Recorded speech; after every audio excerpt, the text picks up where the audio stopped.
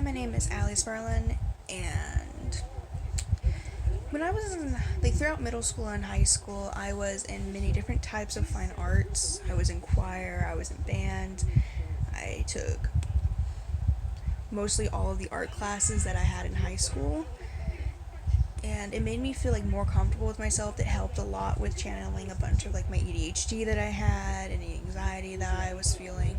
And it was really just a really nice way to de-stress. And sadly, it's kind of really sad to think about that there's schools out there that are getting rid of the fine arts programs that they have just so that way they can have more time to focus on mathematics, science, history, things that aren't really going to help you later on in life. Like, you need basic math skills, yes, but what I'm going to be talking with you guys about today is keeping fine art programs in schools. There's many different things that can cause fine arts to go out, such as lack of funding, the curriculum, outside influences. But there's also different types of fundings that can go into that can help keep the fine arts in there. And the fine arts really do help people in the long run. So with the first point is the lack of funding, curriculum, and outside influences.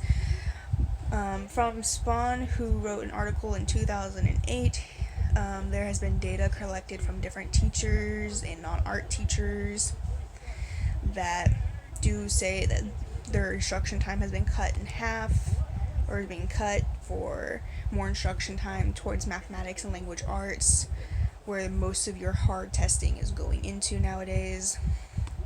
Another article by Burkett from 2015, they say that adults can damper your child's creativity. So if a child comes from a home that's not very supportive of anything, then the child won't have another outlet to go into, so they may veer off into another direction. And another article by Jung that was written in 2018 is that public funding has kind of impacted a lot between kids from kindergarten to 12th grade. And in 2008, 80% of schools were experiencing budget cuts for the fine art departments.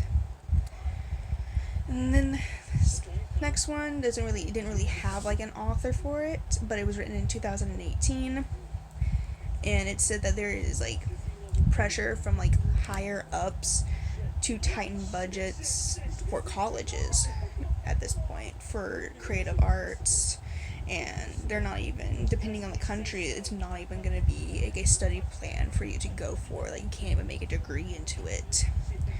Now, with next point is different types of fundings. Gibson wrote in 2018 that obviously as the public you can fund all sorts of stuff. You can do public funding. So pretty much he has all these schools that are based on visual and performing arts that are getting a lot more money for them. And now there's actually more teachers that can actually teach it, and more students can go into it because of the public funding. The next article was written by Beveridge in 2010, and pretty much is saying that art educators can't just rely on public funding. You need to get grants and government funds to help go into it, and all the money for the grants and stuff will go into the materials needed, such for art. Everything you use in art, you use it. You can't reuse it, because once it's used up, it's used up. The next article was written by Wilkerson in 2012, and it's pretty much saying that art can fund itself. So if you're using really cheap materials, you could make it yourself. And they also reference the entertainment industry, where they're making all these movies and it's racking in so much more money than what they are putting into it, so they're making such a big profit from it, such as the Marvel movies. You get all these people so excited about it, and then they're just ooh, let's buy a ticket, let's go see it, and they just sell out instantly. The next article is written by First in 2017, and it's pretty much that they're talking about funding art isn't just about the money. it's kind of like feeling welcome into the community, just like giving like a small grant towards an artist to do something for the community can actually make it better as a whole, makes them feel more welcome, more wanting to make the community better. And with the last point for how the fine arts helped, Lupin wrote an article back in 2013 that the emotional intelligence of high school students kind of like rose when they took art, music, and drama and acting classes in high school. Then you can give students a place where they feel like they can fit in. So like if your kid's not very good at sports, or they're not really book smart, and they like to draw or play an instrument, then the fine arts is something they would like enjoy a lot. And this one, the next point is that it allows students to express themselves in ways that they could be heard. So say if you have a kid that has like a disability, has like autism, and can't really form words properly, then they can use like a form of art, fine art, to like express how they're feeling, to get like a point across in a way. So today we have talked about keeping the fine art programs in school.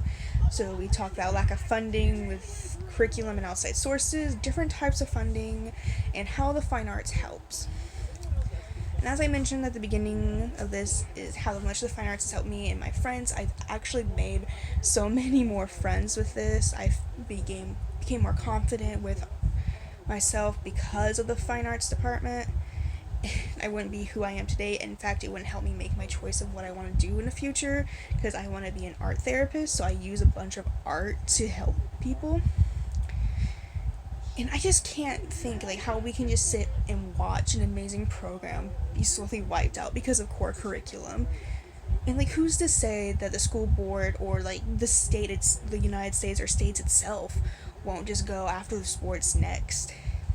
Like little donations could help, such as like a cheap number 2 pencils, or like if you can't really donate a lot of money, maybe like if a kid comes to you with a fundraiser, just like maybe give them like $1 or $2, something that can help go towards a bigger plan.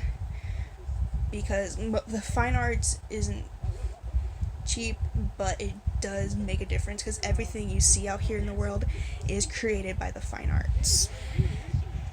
Bye.